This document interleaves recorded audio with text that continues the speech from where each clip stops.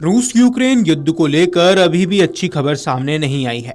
आपको बता दें कि यूक्रेन पर रूसी हमले में 16 लोगों की मौत हो चुकी है, जिस पर यूक्रेन के राष्ट्रपति जेलेंस्की ने शनिवार को रूसी राष्ट्रपति पुतिन पर जमकर निशाना साधा।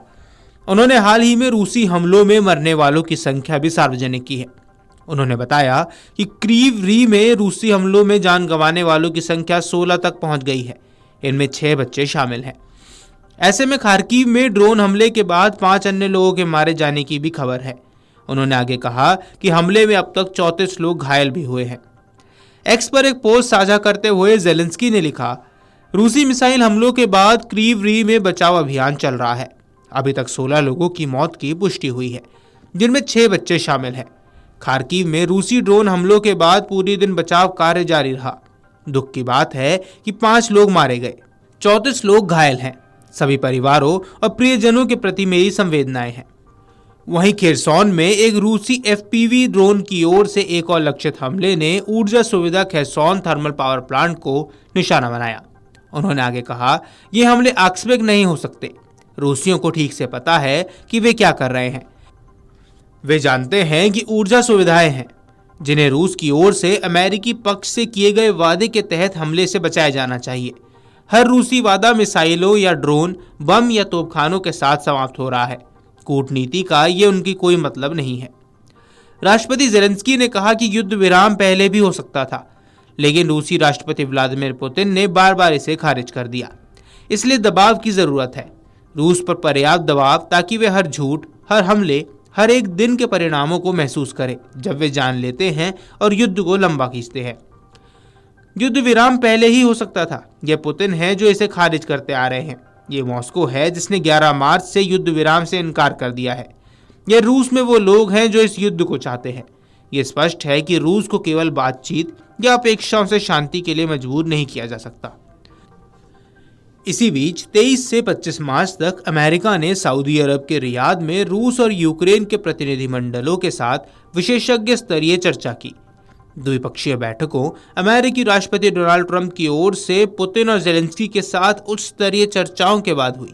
इसमें मुख्य रूप से काला सागर में सुरक्षा, वाणिज्यिक समुद्री गतिविधियों की सुरक्षा, ऊर्जा अवसंरचना संरक्षण और एक स्थायी शांति को बढ़ावा देने के लिए व्यापक कूटनीतिक प्रयासों पर फोकस किया गया। आपको बता दें कि अमेरिकी राष्ट्रपति डोनाल्ड ट्रंप पुतिन को चेतावनी दे चुके हैं कि अगर यूक्रेन के साथ युद्ध विराम समझौता नहीं हुआ तो वे रूस पर द्वितीय प्रतिबंध लगाएंगे। इससे पहले ट्रंप ने यूक्रेन और उसके राष्ट्रपति व्लादिमीर जेलेंस्की पर पुतिन की टिप्पणी को लेकर नाराजगी जताई। मध्य यूक्रेन के शहर क्रीव री पर रूस ने बैलिस्टिक मिसाइल से हमला किया, जिसमें 16 लोग मारे गए और 50 से अधिक लोग घायल हो गए। यूक्रेनी अधिकारियों ने शुक्रवार को बताया कि हमले में मारे गए लोगों में यूक्रेनी राष्ट्रपति व्लादिमीर जेलेंस्की के गृहनगर दीप्रोपेट्रोव्स्क क्षेत्र से 6 बच्चे भी शामिल हैं।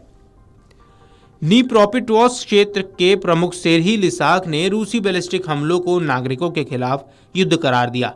ये हमले ऐसे समय पर हुए हैं जब अमेरिका और यूरोपीय अधिकारी रूस पर संघर्ष विराम स्वीकार करने में दबाव बना रहे हैं। आपको बता दें कि रूस के आक्रमण के कारण यूक्रेन में राष्ट्रपति और संसदीय चुनाव नहीं हो सके, क्योंकि मार्शल लॉ के तहत युद्धकाल में चुनाव कराना असंभव है। राष्ट्रपति व्लादिमीर जेलेंस्की का कहना है कि जब तक युद्ध विराम नहीं होता तब तक चुनाव संभव ही नहीं है, जबकि रूस के राष्ट्रपति के रूप में उनकी वैधता पर सवाल उठ रहा है। यूक्रेनी सांसद ने भी जेलेंस्की को राष्ट्रपति के रूप में मान्यता दी है। जेलेंस्की ने कहा कि जब तक रूस के साथ युद्ध विराम होगा तभी चुनाव कराए जाएंगे। उन्होंने ये भी कहा कि अगर यूक्रेन को नाटो की सदस्यता मिलती है तो वे राष्ट्रपति पद से हटने को तैयार हैं।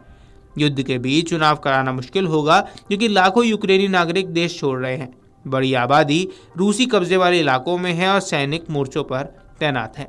Video desk Amar Ujala dot com. अगर आप ये वीडियो YouTube पर देख रहे हैं तो हमारे चैनल को सब्सक्राइब कर बेल आइकन दबाएं, और Facebook पर देख रहे हैं तो हमारे पेज को लाइक करें। 8 मिलियन प्लस सब्सक्राइबर, आपके इस भरोसे के लिए बहुत धन्यवाद।